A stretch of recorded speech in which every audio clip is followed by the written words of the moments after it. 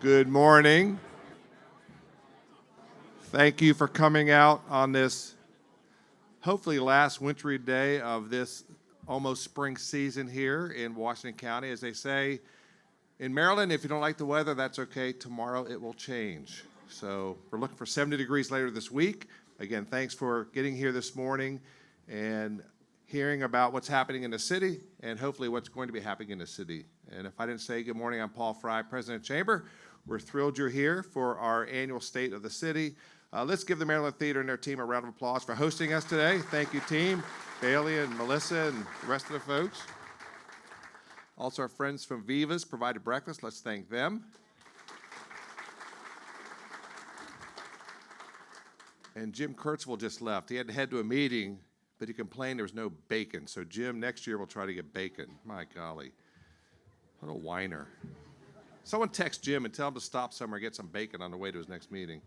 But the breakfast was good, so thank you, Viva's. We've had a sponsor for this every year. I know since I've been here, the same sponsor, the State of the City, someone who is a part of downtown, has a business downtown for many years, and he just happens to be our 2026 Business Person of the Year. Please help me welcome Christian Wright.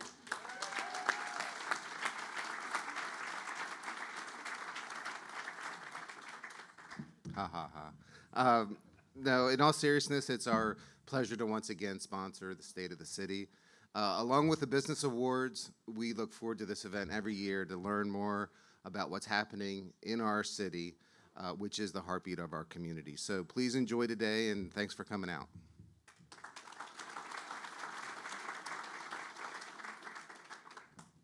I want to know where the trophy is, Christian. You're supposed to carry that around for the first month after you win it, so congratulations. And we have a breakfast sponsor here. We mentioned Viva's provided the breakfast, but who helped support it? We have representing Comcast Business. Please help me welcome Mr. Carter Himes.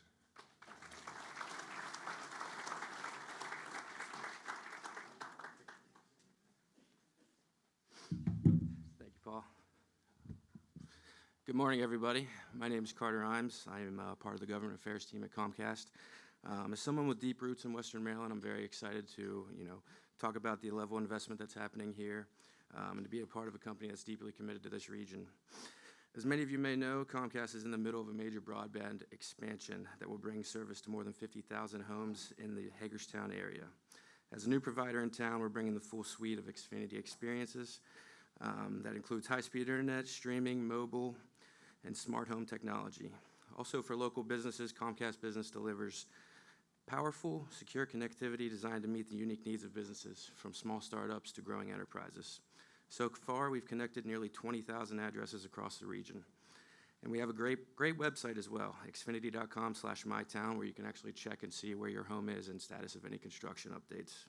I also want to highlight that our commitment goes beyond building our network. We're proud to partner with local organizations like Horizon Goodwill Industries, Children in Need, and the Boys and Girls Club in Washington County to support local youth, including through digital training programs.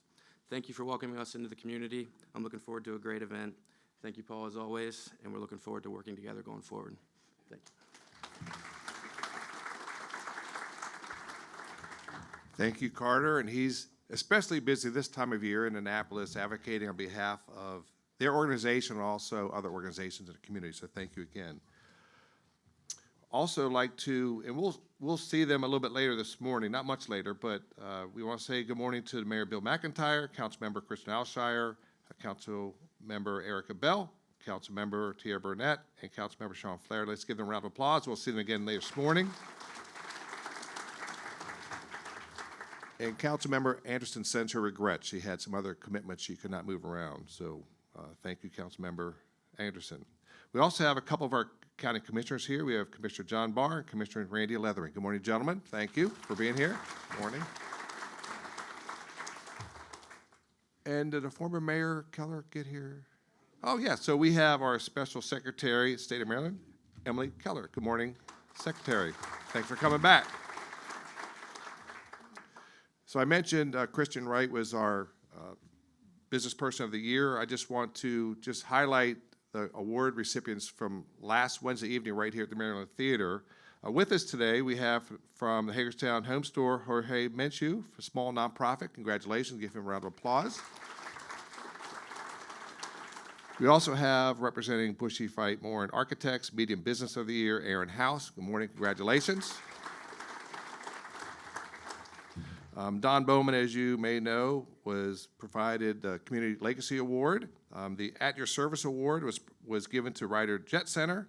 The Large Nonprofit of the Year was Community Rescue Service. The Small Business of the Year was One Room Media. The Large Business of the Year was Mountain View Animal Emergency. And our Young Professional of the Year was Brittany Wade. Let's give them a round of applause. And we have a number of the finalists here, and so thank you for your work on behalf of the community. It was a great evening last Wednesday. We also have some of our board members here. We have Abe Perez, Joe Anderton, Chuck Eichelberger, Tina Fraley, Jim Kercheval, looking for some bacon, Norma Colson, Stephen Schutte, Dr. Davis Devine, Jill Thompson, Mary Ellen Waltemar. Let's give them a round of applause. Thank you, ladies and gentlemen. And we have a couple of our ambassadors, also volunteers, Laura Lowry and Stephen Stite. Let's give them a round of applause. Thank you, ladies and gentlemen. So before we watch the video, just a couple or a few shameless plugs for the chamber, things coming up. If you want lunch today, you can go to HCC. We have Chamber U, and our friend Addie Nardi of the Boys and Girls Club will be talking about fundraising outside the box, so some creative ways to generate some funds for your, especially nonprofits. This coming Friday, we have our Eggs and Issues, 7 to 9 at the Meredith School of Osteopathic Medicine. The topic is Meredith, more than just a hospital. Dr. Malik Joshi and Dave Lear from Meredith will be presenting, telling you all the good things Emeritus is doing here in the community. Next Tuesday, Boost to Suits. The topic is to be determined and to be announced. That's March 10th at our office, 8 to 9. It's in support of veterans. You don't have to be a veteran to attend, but that's at our office, 8 to 9. And then Coffee and Connections next Thursday the 12th. You can see some of our new artwork we have. Our featured member is C&M Lawns. And we'll have a chef there from HCC Culinary Incubator, Punk and Peasant Pierogi. So we're going to have some, I guess, breakfast treats that go along with the River Bottom Roaster coffee. And then lastly, next Friday, the 13th, 7:30 to 9 at our chamber office, we'll have Women Empowered. And the topic is Happy Birthday Relay for Life. So we'll be hearing from Kelly Dietry of Gardner Creep Hill and Karen Woolcock of the American Cancer Society talking about a Relay for Life. So all that's on our website, hagerstown.org. So this morning, so thank you for your attention. And what I also encourage you to do is after our program this morning, the city has generously said they're not going to be enforcing the parking meters in the area for about 45 minutes. So I always encourage people to meet some new folks. If you're sitting at the table, people you know, spread out, meet some other folks here in the community. Again, the city of Hagerstown is going to give a little bit of a relief here this morning. So if you're at a meter, you don't have to recharge it probably till 9:45. But this morning, we're going to watch a video. We're going to hear from the mayor. We're going to hear from our council members. Then we're going to have questions from the audience. On the table, there's some little cards and some pencils. Please write your question on there. Hold it up. We'll come around and get it. And then I'll moderate those questions for our mayor and council members. And with that, let's watch the video.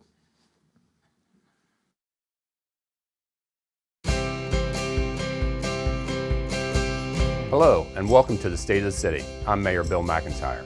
Year one for me and your elected body of council members, Alshire, Anderson, Bell, Burnett, and Flaherty, can be summed up as a whirlwind of activity. And it wasn't just us. A lot was achieved in the city of Hagerstown last year, so just how do we quantify it all? Well, as the saying goes, numbers are the silent architects behind every great discovery. And this video is built around numbers. Numbers to be given a voice by 12 department heads, our one and only city administrator, your 5 council members, 4 community partner representatives, and 2 new city business owners. I'm confident you'll find what you're about to see and hear illuminating, impactful, useful, and even surprising, perhaps especially surprising. So without further ado, let's look back at 2025 by the numbers. I'm proud to say that our crime numbers are down and our sworn staffing is up since last year through innovation, technology supported by our council over the last year, and civilianizing positions like our real-time information center and using part-time sworn members We were proved that we can do this job and make our city a safer place. And today we are safer. And our job is to not just serve and protect, but to make people feel safe when they come out into the city streets. 0. That's the number of civilian fire fatalities in the city of Hagerstown in 2025. Last year, we responded to over 4,600 emergency calls, but our real mission is to prevent the 911 call before it happens. Through neighborhood canvassing, we knocked on over 3,400 doors and we installed 302 smoke alarms to keep you safe. No lives lost. That is the Hagerstown Fire Department and Community Risk Reduction in action. The two numbers that stand out to me are the number of customers we serve, which is 90,000, and the other number that stands out is the number of customer responses that we do, which is 17,900. Most people don't think about customer service when they think about utilities, but we pride ourselves on customer service. In 2025, a large reorganization was finalized, which brought about 3 major departmental changes. The move sent the Planning Department to the Department of Economic Development, the Permits and Inspection Group to the City Engineer's Office, and created a new department entitled Housing and Community Development to include code enforcement in addition to our Community Development Group. This is a strategic attempt to streamline processes, improve transparency, and deliver more predictable outcomes, including the creation of a dedicated development liaison to strengthen collaboration between the city and the development community. It is also designed to reduce delays, improve service delivery, and support responsible, sustainable growth, with the new liaison serving as a primary point of contact for questions on the life cycle of a development, be it new construction or acquisition of an existing parcel, as well as being proactive in the code review and communication needs of the developer. This reorganization will and is already enhancing efficiency, accountability, and customer service while fostering clear communication, partnership, and investment in the community. Last year, out of all of the violations that were issued, 81% of those came into compliance. So that's a big number for us because behind every percentage is not just the percentages, it's the families that represent that.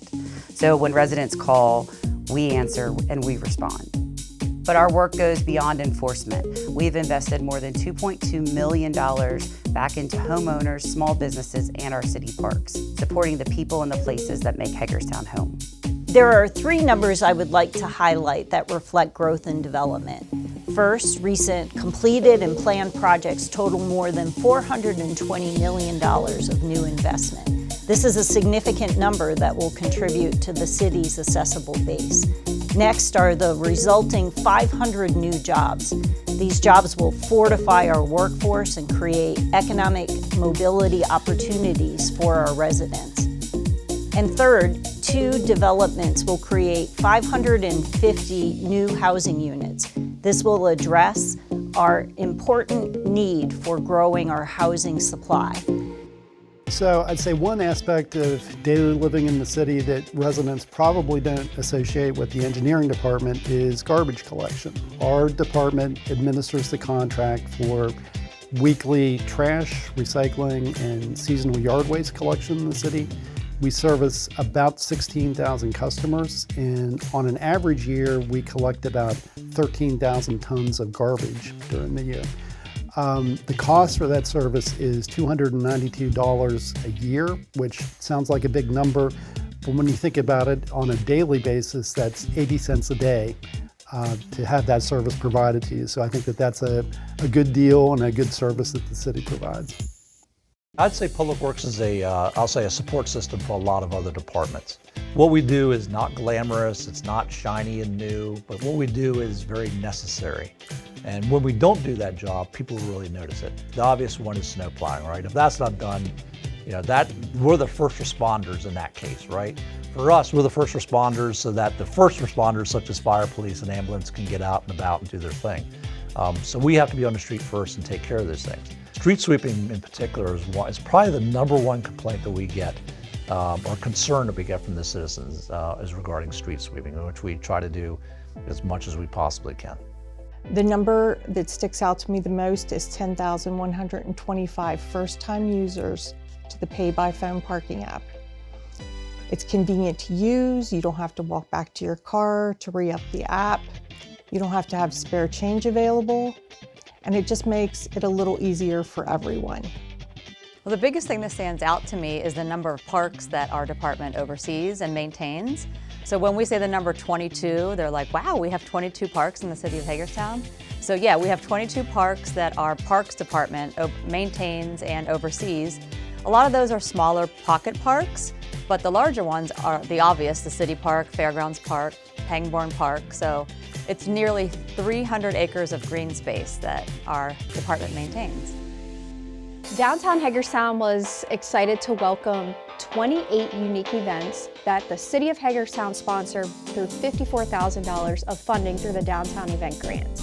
And then outside of that, there were 120 events put on by Main Street, Parks and Recreation, and then our community partners.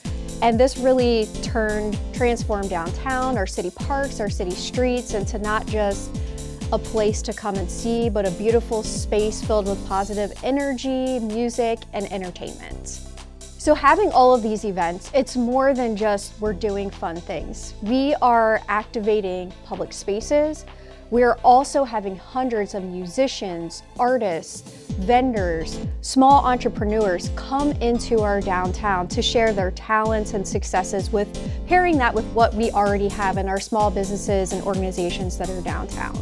A large percentage of them are tourists, and a lot of them come from further than 50 miles away. And when someone visits our town, look at it this way, their visit is worth $266. That's the average visitor spend. Now, day visitors a little less, overnight a little more, but the average is $266. So you take 1.35 million visitors to Hagerstown and Washington County, they spend $359 million in our economy. Now narrow that down to who comes to the field house and who comes to Meredith Park. It's a little less, but no doubt it's very impactful for our community. Another hidden value in the tourist is it's often the first date with economic development. Someone comes here, has a good time, they come back. They start to look around. Hey, I could live here. I could open my business here. I could expand my business here. So quite often when you see something happening in real estate or in business development, that investor came here for a performance at Maryland Theater, for a game at Meredith Park, to watch their kid play at the field house. And they fell in love with the community and they invested in it. So I think the number that stands out to me most in terms of just jumps off the page is that we serviced almost 80,000 customers within our new location at 32 North Potomac Street. And the reason that really just is so staggering to me is that we have 7 full-time staff. We have 2 part-time staff. To service that many citizens of Hagerstown is pretty amazing. That includes everything from the people who walk in the door, to the people who come in through our drive-through, to the people who call on the phone. We don't have a call center. We are the people who service, the phone calls. And I just think that shows an incredible dedication in terms of efficiency and just, the want to help people. So interest in working for the City of Hagerstown surged in 2025. We received over 4,200 applications, which was nearly a 50% increase from the year prior. Strong organizations attract strong talent, and that reflects the culture that we have here at the City of Hagerstown. Behind every city service are the people. The Human Resources Department is focused on bringing in the best talent to help serve the community. Whether it's our insurance, our retirement plans, or just the overall workplace, the City of Hagerstown continues to be one of the best places to work in Washington County. With assistance from the state, the federal government, and the community partners, the City of Hagerstown continues its quest to ensure affordable housing choices exist for everyone. Funding allocated through our Governor Moore's Enough Act initiative is in year 2 of addressing housing stability, rental assistance, and systemic childhood poverty in the city's South End as administered by Bester Community of Hope. Last year when we talked about Enough, we were really focused on the promise of what's possible. And this year it's really about progress on our process. We have done so much in the first part of this last fiscal year to bring on new staff, to invest in families, and I'm really excited as we move through this fiscal year that we're going to start seeing some tangible results. With the Enough Act, we've had the opportunity to plug holes in the neighborhood safety net with 8 different sub-grantees, community partners in our community. But what's really exciting is that we're no longer just thinking about stopping the emergency. We're focused on moving families from surviving to thriving. In this next year, people are going to start to experience and see tangible transformation in their neighborhood. Much of our work that we do is with families in the shadows. Now the work will be investment in the neighborhood that you'll be able to physically see. As one of 14 cities selected nationally, the city is co-applicant with the Hagerstown Housing Authority in seeking out $26 million from the U.S. Department of Housing and Urban Development for a Choice Neighborhood implementation grant that would, among other things, focus on housing quality, affordability, and pathways to home ownership within the footprint bordered by Prospect and Mulberry Streets, Cannon Avenue, and Eastern and Memorial Boulevards. The Hagerstown Housing Authority and the City of Hagerstown jointly applied for a HUD planning grant back in 2013. It was a 2-year grant that focuses on 3 key pillars: housing, people, and neighborhood. The plan was established, was submitted to HUD back in September. One of the components, which I didn't realize at the time, and going back and looking, was we had over 400 meetings gathering data from the community to really design this transformation plan. Only 4 applicants will be awarded, so we'll keep our fingers crossed that we'll hear good news when HUD makes their announcement in August. Hagerstown handed the keys to the city last year to 2 amazing gentlemen. The key to the city is our highest honor. It symbolizes trust, respect, gratitude, and is awarded to selected individuals whose actions have significantly improved the community. Bill Gertner, the founder of Gatekeepers, a living, breathing embodiment of amazing commitment to redemption and renewal through service, was so honored in October. And very near and dear to my heart, in part because he's my cousin. Back in July, it was 1990 Atlantic Coast Conference Basketball Player of the Year and one of the greatest 3-point shooters in NBA history, Dennis Scott, a native of Jonathan Street community who never forgot where he came from, who received his key. So as you look at how Hagerstown has transformed, everybody over 50, remember, they said I wasn't gonna make it.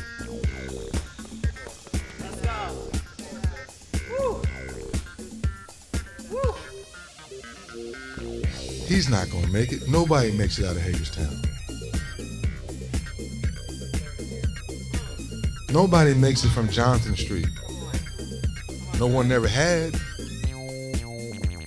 To quote my cousin, hard work never lies, and I couldn't be more proud that he now owns the key to the city that I represent.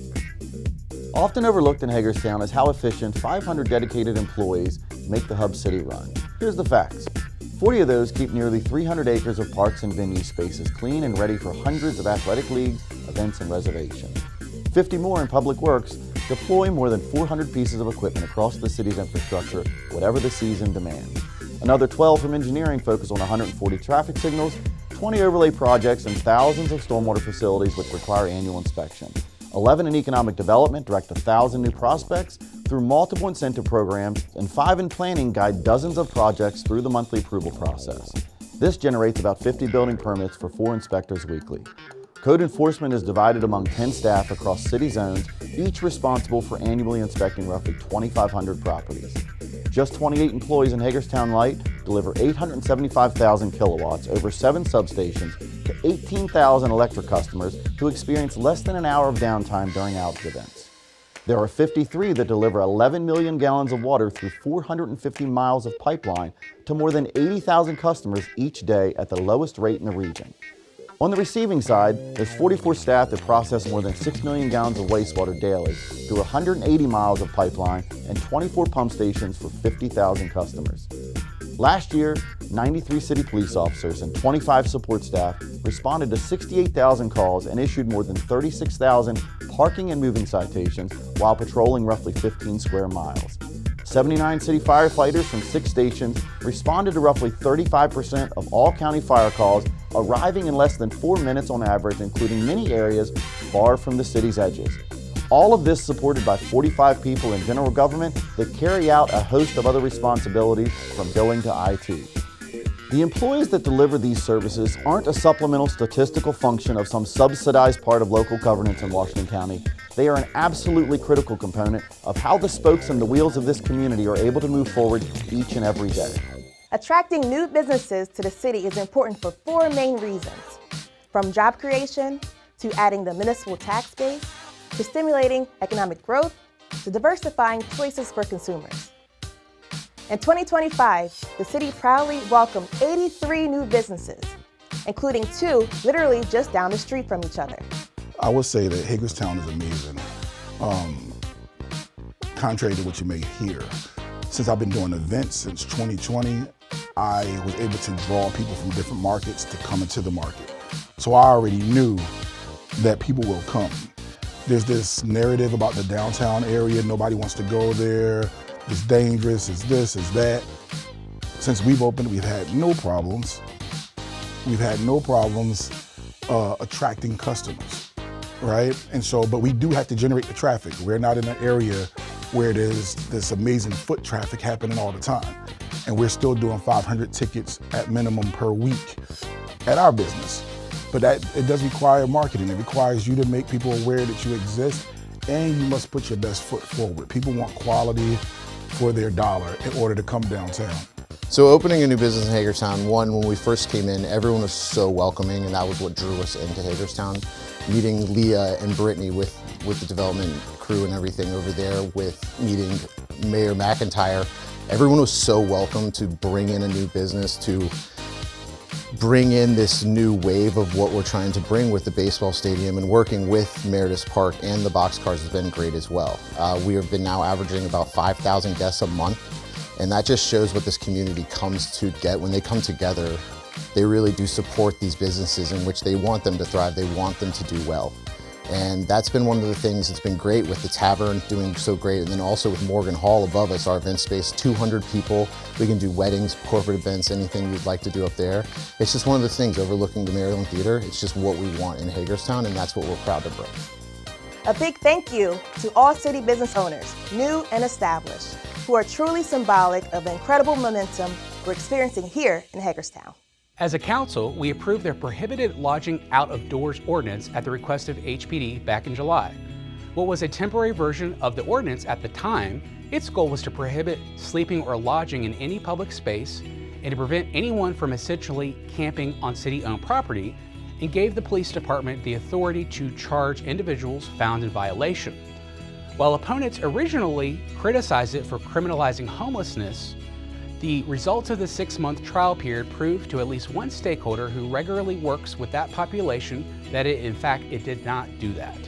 So we know there was a lot of concern regarding implementing this ordinance, but what we've actually seen is a reduction in what people viewed as the image of homelessness that wasn't. We would, individuals doing illegal activities or hanging out along Prospect Street who actually were not homeless, and that was the perception that our community had of homelessness.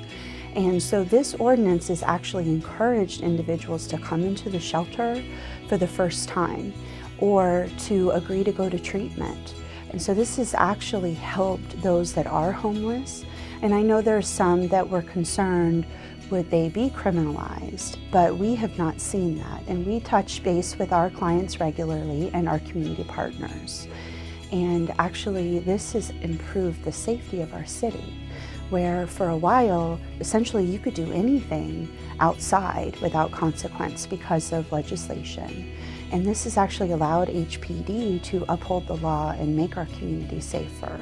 That's why we voted to make the ordinance a permanent tool in the tool belt of HPD in January. As we look forward to an even more successful 2026, it was fun to look back at the City of Hagerstown's many accomplishments in 2025. I don't know about you, but I learned a thing or two, 100. I already had a tremendous appreciation for the 578 employees who make our city run so smoothly, but those numbers we just heard took it to a whole nother level. Thank you to the city staff, and thank you to all 43,000 plus residents of Hagerstown, especially those of you who care enough to be engaged.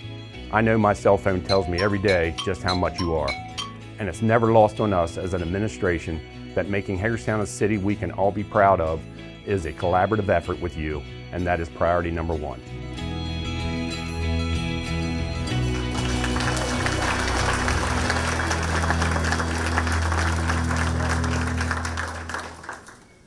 A great review of what has transpired in the city of Hagerstown the past year. Looking forward, some of good things to come.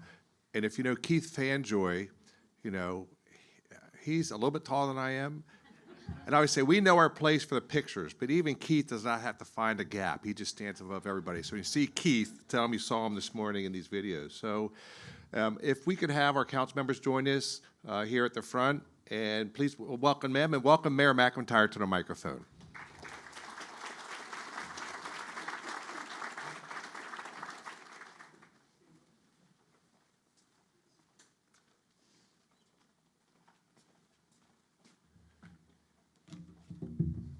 Paul's a little taller than me. Wow, the room's really full. This is great to see. I want to thank everybody for coming out.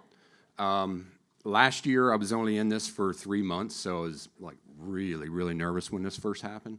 But now that we're into it, a year and 3 months, it's been a whirlwind of activity here. You know, Councilwoman Burnett kind of says to us, all of us newbies, what in the hell did you do? What are you bringing to the city? All this change and basically tornadoes and everything else that happened over the last year. But again, I want to thank everybody for coming out. First, I want to thank everybody at the city. Everybody makes my job, their job so much easier. And I really want to point out 3 people, really, is Mr. Scott Nicewarner, Janet Lung, and Donna Spickler.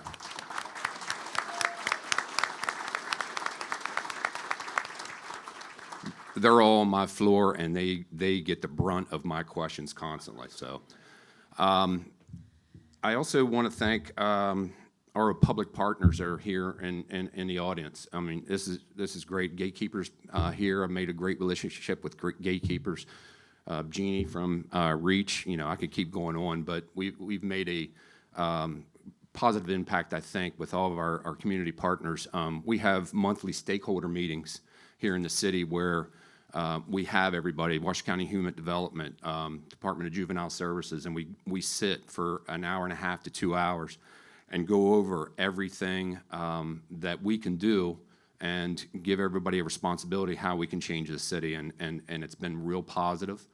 I would like to thank the 3 people that were on the video. Jay's here, Jay Hankel, Jeannie Asbury, and Clem Johnson. As soon as I went to them, they didn't hesitate. They came right in here and did the video as soon as Wes asked them.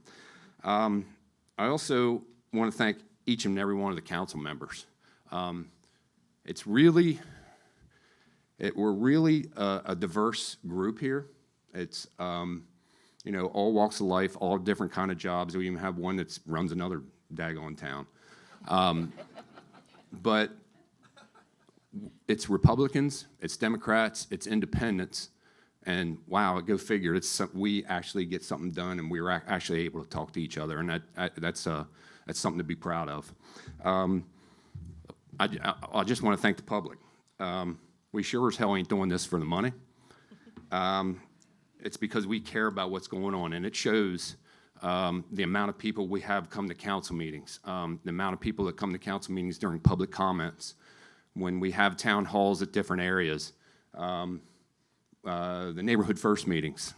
We really get a lot of people showing up for these things, and that is the one thing that warms my heart, to be able to see the community engaged along with us to try and make this a better place. And since we got a quorum now, Paul, I guess we'll go ahead and take questions. So thank you. So before we take questions, and Gunga Dins are helping out here. Thank you, ladies. Let's give Maddie and Katie a round of applause. Thank you for getting us organized this morning, ladies. Donna headed back to the office. It never ends, some of the financial stuff we have to take care of, and then Sharon's off till this afternoon. So let's give all these ladies of the chamber a round of applause. Thank you for the work you're doing. So I've got a couple questions. Before we take questions, though, let's start with Councilmember Alshire, and the council members just take a minute or 2 or 3, and just if you have any comments before you get interrogated by the group here. I just want to say thank you to everyone that came out this morning. Much like many of you, you probably left the house and your kids are still laying in bed for an extra 2 hours. We didn't get that this morning, so that was a little hard to leave and be here, but I appreciate everyone being here and being able to talk to you this morning. I also just to piggyback, appreciate everybody coming out and can't wait to hear your questions. Good morning. As everyone know, this is really early for me, but I'm gonna do my best to make sure that I'm a little bit sharp. But thank you, Wes and Eric, for putting that video together. And like Mayor McIntyre said, this administration has been something. We went through Easter storms, to snowstorms, to ordinances, to a lot going on. But we work really well together, and I thank the staff for making sure that we are still running. Thank you. Thank you. Again, I mentioned that Councilmember Anderson sends your regards. Councilmember Flaherty, I think with his work, it might be tied to some other things going on in our world. So we will look forward to hearing from him at some other point. I will say the mayor and all the council members are very accessible. Whether you see them out getting a cup of coffee or getting something to eat or in the evening, or if you just want to make a phone call and schedule time with them, they're all very accessible. So I encourage you to, if you have a concern or a compliment, please make arrangements to visit with them. So I've got 2 questions in my hand. Again, if you have questions, jot them down and we'll collect them. Let's see here. So let's start with our weather. So it was mentioned in the video about snow removal. It's a challenge when you have this type of snow, especially if there's ice on top. And we had State of the County, or we had Coalition Day, Washington County Day in Annapolis, the day after the storm. And I know it's a challenge in Annapolis to move around. So the question is this: will snow removal in the future come or work in stages? The big, in quote, storm we had exposed how the current system plan did not remove any snow on the side streets or in neighborhoods absent the cold temps following the storm. So I guess that's the question I know is a challenge. So snow removal, who wants to take that? Alshire. Well, 2 things. One is I think we were a little bit spoiled in the last 3 or 4 years. We haven't had any significant storms. People don't really sort of remember that or think about that. So that was one thing. The second is after larger storms, so this one was close to one we had maybe 10 years ago. After larger storms, as Paul commented earlier about the weather changing significantly day after day in Maryland, we experienced about 3 weeks of sub 20-degree temperatures. And I don't care whether it's here, Frederick City, you pick it, Myersville, there was no moving the snow once it got below 20 degrees because the plain truth is salt doesn't work at that point. And the objective, and I think the other thing people don't realize is whether it was my guys and ladies out in Myersville or folks in Frederick or Hagerstown, they were out until about 4 in the morning, and then the 2 to 3 inches of the sleet weather came as they were sort of going in. So, we're plowing the main thoroughfares. We're trying to get some rest and then come back out and have to deal with that, and then it gets sub-freezing temperatures. There was no way to sort of remove that, and the objective is always to remove and clear the major thoroughfares first so that, as mentioned in the video, public safety has the ability to get to where they need to get to the folks they need to respond to. Anybody else? I just want to take this moment to, when we have storms like this, and I made this point when we talked about this at a work session, is to reach out and talk to your neighbors and help out. That was a lot happening in Hager's Crossing, where I live. Neighbors shoveling out their seniors' neighbors. It's very much a collaborative effort. It's not just put it all on the city, but if you're able-bodied, definitely help out and give a hand. So I thank those who helped each other out during the storm. Yeah, I'll back that up. I look like a snowman standing out there blowing all the snow off of probably 4 or 5 neighbors of my house, right where I live. It's a collaborative effort outside of paid parking, and I think everybody just chips in and helps each other out. And just as a reminder, the city did make the parking decks free and available for almost a week once the snow came. And I know sometimes, just like at the mall, people want to park as close to the entrance as possible. You know, they want to park as close to their house as possible. And so sometimes a little bit more cooperation with our friends in the city to park in the deck and just walk a little bit. So I know it's a challenge. So in my years in restaurants, I get hives whenever it snows because of the challenge. When it snows, you have to get your doors open, you have to get your streets cleared, so thank you. All right, let's see here. While there seems to be an interest in commercial property in downtown, and we saw a number of businesses opening up in the economic development downtown, parking is still a big concern to this person. Why not offer deeply discounted parking rates in the parking decks to businesses within 2 blocks or so of each deck? Free parking for waiters, waitresses, bartenders, and free for baseball games. So parking, and I know that's a small issue you guys are dealing with. He says with sarcasm. All right, which one wants to take that one? Because I'll give an update after somebody wants to give an explanation. Well, I mean, I think the simplest part of that question is the word free. Parking is an enterprise fund, no differently than water and sewer and stormwater management and those things that you know, we're supposed to be self-supporting within our governmental operations. There is no such thing as free parking. Even with the 3 decks and the 350 plus spaces that are metered that we provide, because of the debt service that we carry on those parking decks, for every parking deck, it used to be 20,000 a space, now it's about 40,000 a space to build one. You know, we carry that debt and we still lose money every year, even at the rates that we have agreed as a body to institute for parking for downtown. And I think that our objective is to continually find ways to make the parking more accessible, such as mentioned in the video with you know, the pay by kiosk approach. And the reality is, as well for me, and I go back to the plan from 1990 where they basically said you need 4 decks downtown, and I look at other jurisdictions, the 4th deck is really supposed to be over toward, I guess what is that, West Franklin Street, near, well, I call it the old Hub City Cycles. You know, once we get to that point, but the issue we have right now is we just built our 3rd deck, and so just like when we built the A&E deck, and the university deck before that, it takes about 10 years for us to sort of build back into having the reserves and the debt capacity available to invest in that next deck. And so I think that's a constant drive that we have in our plan to accomplish that. And Kristen mentioned kiosks, so I'm going to go ahead and give an update on that because my mother is probably one of these. I am not using that app. I can't figure it out. All right, we are putting kiosks in the next over the next 2 weeks. You'll see our public works out putting these kiosks in.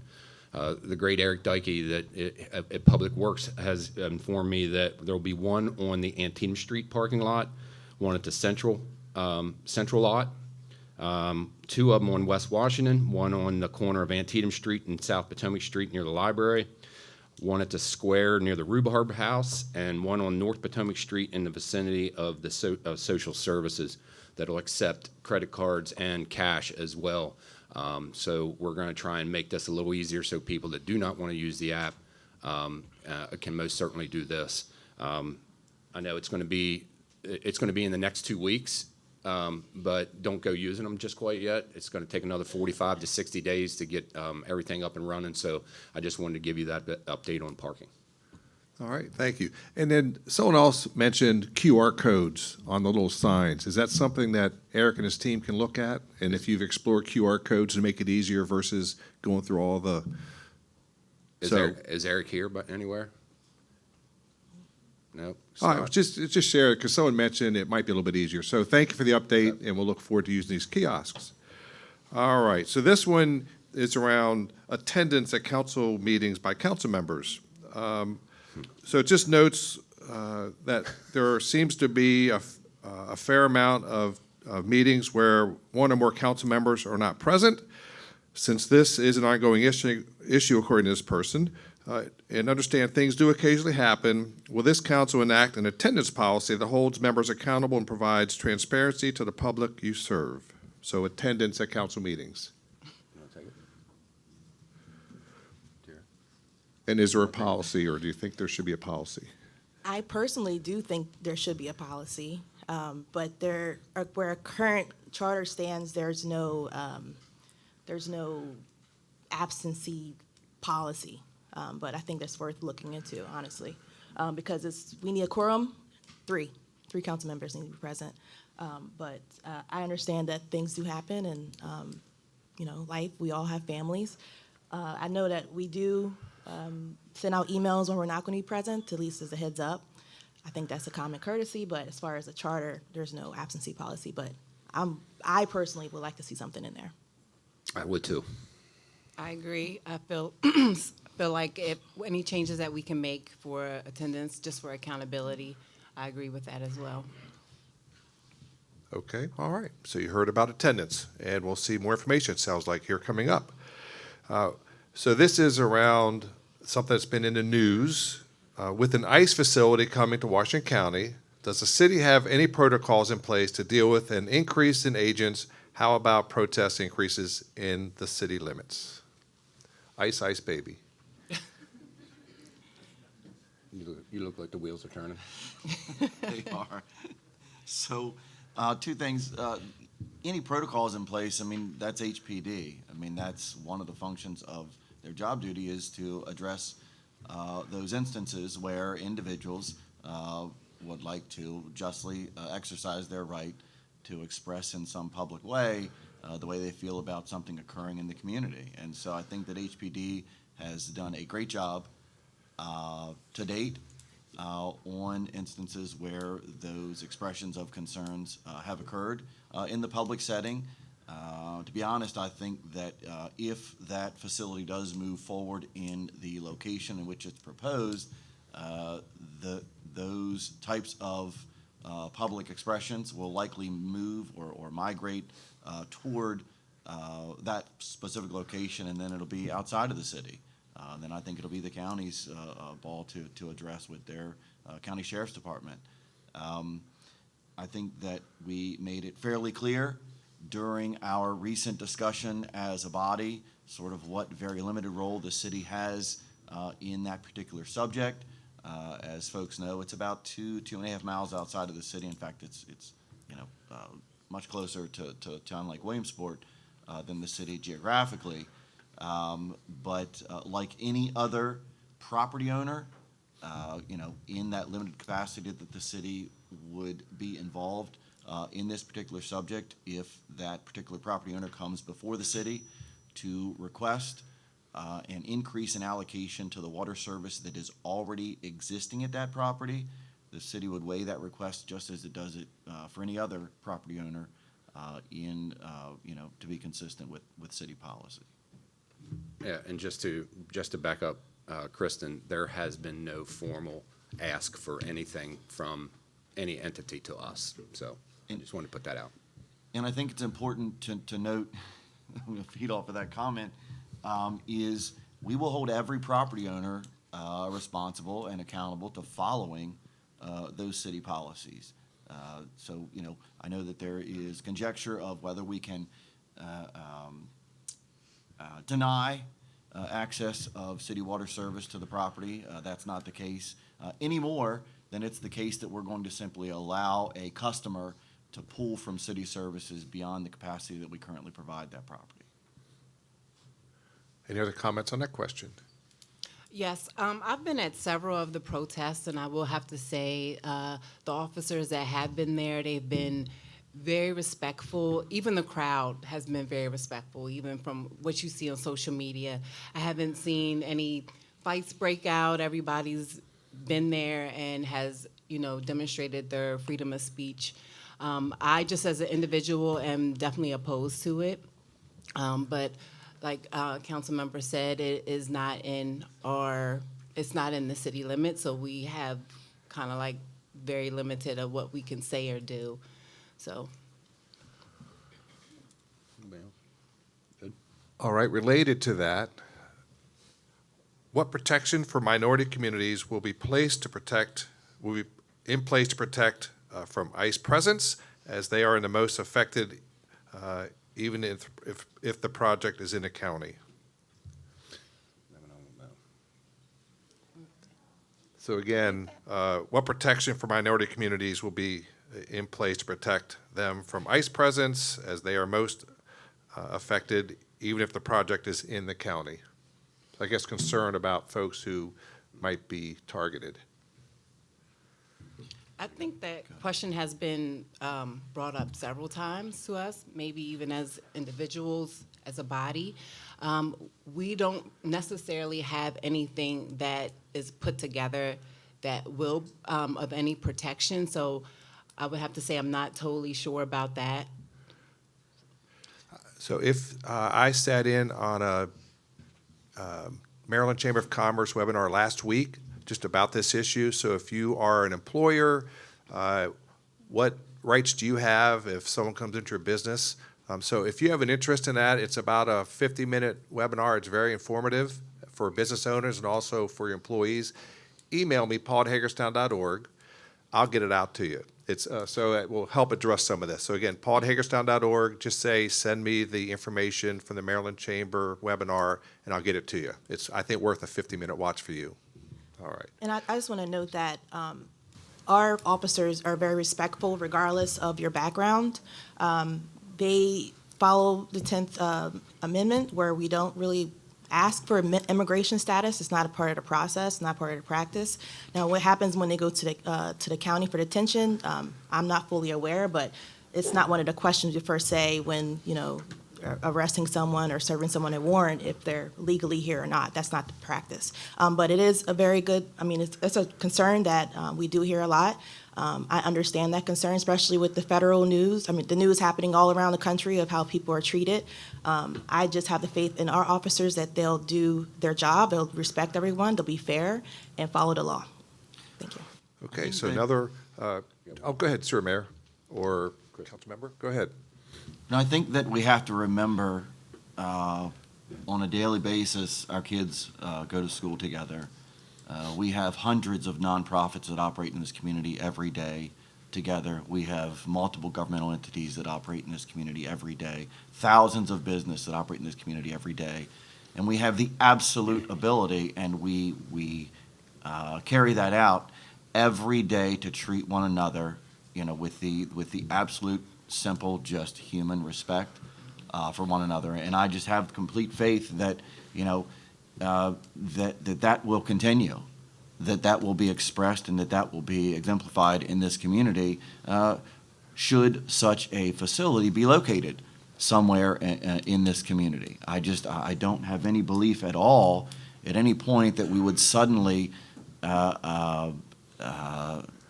know, act in a way that doesn't look at one another and treat one another like your part and parcel and family and friends in this community.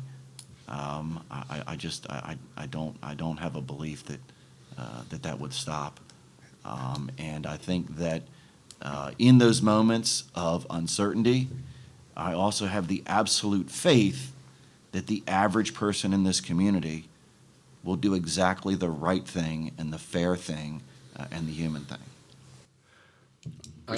Oh, go ahead, Mayor. Yeah, I also want to point out that we sometimes social media can be a real detriment to us, and I see comments on Facebook sometimes. Well, ICE is here or ICE is there, and it's really not. I follow up with Chief Kiefer a good bit on when I see these things, and it's either NTF making an arrest or it's our own officers doing it. So I just caution the public, please be wary of what you put on Facebook, because I don't want fear stoked unneedlessly. Yep, and respect goes a long way. So good point. Last question, and then I want to do some closing from you folks. So we've talked about snow removal, we've talked about parking, we've talked about the ICE issue. Another topical issue is rent stabilization, rent control. And so I know you had a community meeting a few weeks ago. Does anybody want to weigh in on that topic of rent stabilization, rent control? I sure will. No, in the beginning of this administration, we agreed unanimously that we would consider looking at the pros and cons of rent stabilization. We had a town hall recently, which was a great turnout. We had it at City Hall. It was a lot more so property owners and landlords that was present. And after the town hall, we did recognize that a lot of the tenants were not comfortable coming to a town hall and sharing their feedback. So we allowed a comment period where those can write us emails about their concerns, their woes. And today, we're actually going to have a work session to talk about the things that we heard. And I do want to make it clear that there was a lot of emails or a lot of feedback that said to the city, do not, or I don't want rent control here, do not do, the messaging was like, we already put something in place, but that's not the goal. It was to at least evaluate before we consider making something permanent. And there has been a lot of changes in the state law that a lot of tenants did not know about, just as recently as October 2025. So this town hall was another opportunity for those to hear what's happening at the state level. But if you want to hear more about it, work session today starts at 4 o'clock. But I do want to thank those who did take the time out to email us and make their concerns known. But there's nothing in place right now. We're just evaluating. So I know there was a lot of fear and you better not. But one thing about this administration and previous one is we like to hear back from the people first before we make any harsh decisions. And that's what town halls are about, is to listen to arguments. We hear from both sides, from the constituents and the landlords, and we have to do our due diligence and put it out there to the public and have these town halls, have open discussion, be transparent, and let the public hear what's going on. Like the councilwoman said tonight, it's an economist from HCC. She showed up to the first town hall. We're having her in there tonight. Yep. We're having her in tonight to discuss this. So anybody that has interest in all this, go ahead and tune in at 4 o'clock. I think that one of the things that came out of those discussions, and that I think I said here either last year or the year before, is housing. It's just a reality. We need to embrace more housing. That's just a reality of what we're facing. And I think that some of the struggles that we have in that particular subject matter right now are sort of against our own selves. And I put it this way, the city is the largest service provider of those types of services that encourage growth and development of residential housing, whether it be apartments, townhouses, single family, you name it. But I understand that the county has some concern with that growth or embracing that growth in and around the city because we have a crowded school system. But here's the reality. Across the 3 levels of school, elementary, middle, and high school, there's about 1,000 empty seats. If you were to sort of corral all the schools in each of those 3 categories, there's about 1,000 empty seats at each level. So there's about 1,000 empty elementary, 1,000 empty middle, and about 1,000 high school seats that are empty in this community. But we haven't gotten out of this gridlock of looking at redistricting, and that's a fact of life, looking at redistricting so that there aren't 300 or 400 extra kids in South High while there are 300 empty seats at Boonesboro and 100 empty seats at Williamsport. As these new developments occur, we can move kids around within the school system. It's become a much more mobile, functional thing. So I think that has to happen so that we sort of get out of this mindset that we can't embrace or have any new housing development occur because we're afraid to answer the question of where children are going to then end up going to school. I would also like to add, the meeting was very well attended, and to Councilmember Burnett's statement, we did hear mostly from property owners, developers. We wanted to hear more from the renters. And even to go with Councilmember Alshire's, the school system, what we have to also know is that there's so many homeless kids in our school system. South High being, I believe, if I remember, the biggest number.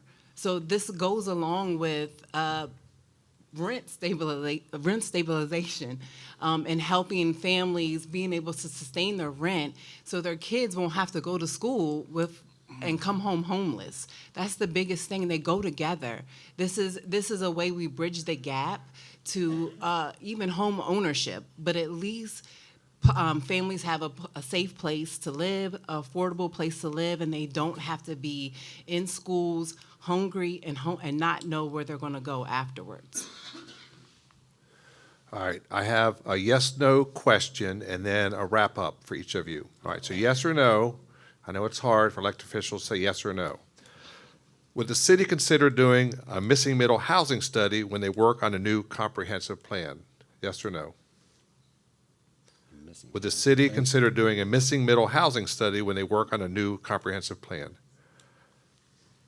I don't know. It's yes or no? You got to say yes or no. Yes or no? It's just yes or no. What do you think? So would the city consider doing a missing middle housing study when they work on a new comprehensive plan? I know there's some initiatives going on, but yes or no? So would you consider? See, it gives you an out. Would you consider doing one? Yes or no? That's what we're deliberating right now. Oh, all right. I'm a no. We offer the most diverse housing in this county. All right, so we have a no. Councilmember Burnett and How much is that? That's my first would you question. Always a question. just consider, that's all. Consider. Sure, yes. All right. If the money's right. All right. Councilmember Bell, yes or no? Consider it. Oh, yes or no? Yes. All right, Mayor? Yeah, I consider anything. All right, actually. good. So now, that's good. That's okay. Here's a wrap-up question, because we had a lot of great things we saw in the video, and you handled a number of difficult issues already this morning, so thank you. It's not easy. So here is the wrap-up question. Starting on my far left, we'll start with Councilmember Burnett and work our way to the mayor. So here's a question. Over the next 2 years, what does continued success look like to you? Over the next 2 years, what does continued success look like to you? Councilmember Burnett. Well, 4 years is a long and a short time.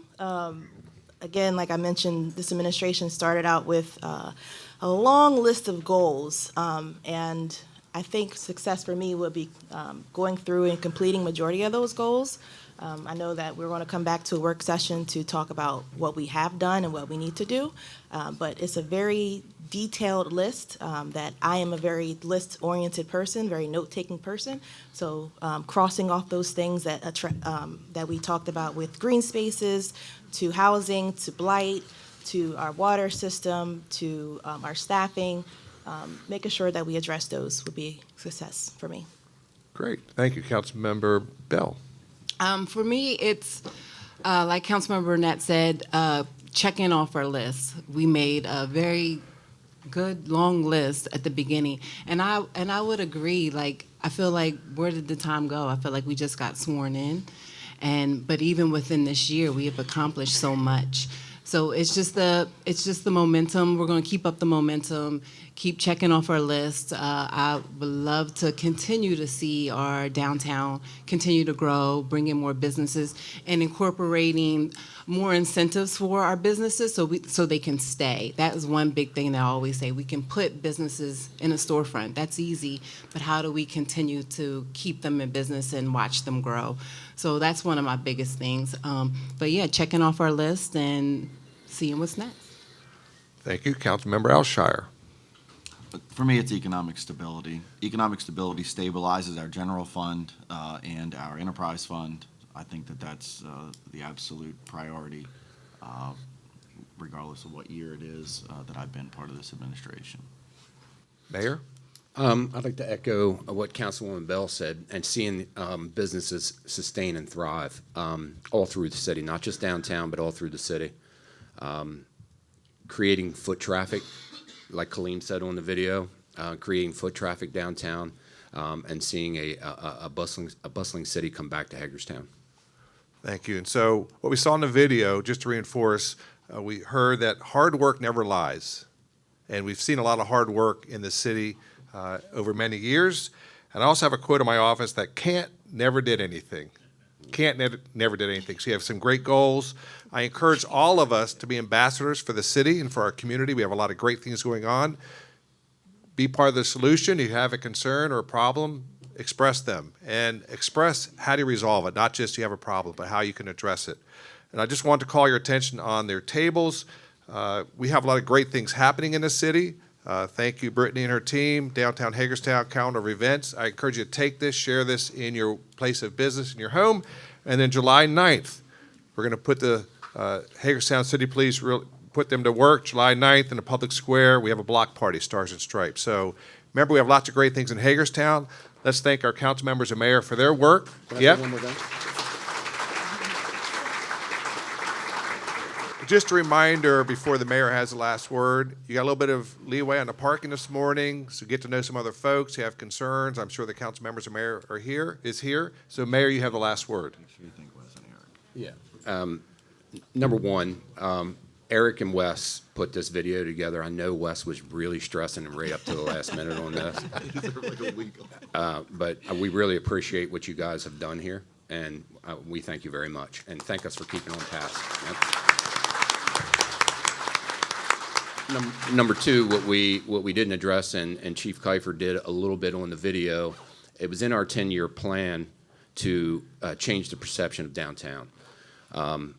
Chief graciously gives us updates on the amount of police officers we have now and the crime statistics. In all of the categories across the board, from 2024 to 2025, we're only up in 2 categories, and we were down in all the rest. The month of January and February, as compared to last year's January and February, we're even down farther again.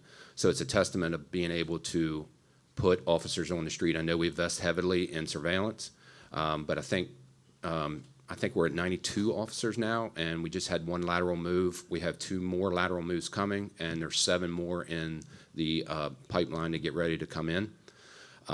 Also, to address Jeannie's point, we enacted the outdoor lodging ordinance in August of last year, and I think the numbers were at 18 incidents we had, and it dropped the whole way to 3 with no arrests, no $500 fines. They address people. They give them pamphlets from the Homeless Coalition to tell them exactly where resource is. And this is exactly what we did and what we designed this thing to do, is to point people to resource, because almost 75% of the people that are encountered on the street are not utilizing resources, and this is exactly what we wanted from this ordinance. And I wanted to thank Jeannie for going on. I know you may have been an opponent of it at first, but coming on and doing that on the video, I really appreciate it. So thank you to our city police, and spread the good news, and have a good morning.